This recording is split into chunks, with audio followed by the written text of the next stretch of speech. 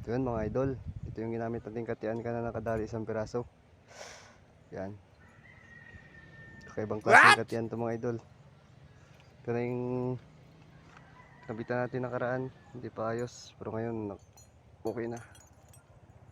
At siya. So yun mga idol. Ito yung mga kuha mga idol. Isang piraso lang. Bawi naman tayo bukas. Yan. Yun na to. Kalating araw. Sulit.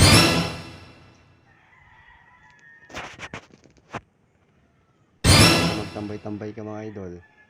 Wala kang kita. Ito. Bukas na natin ibinta yan. Ito na yan siya muna.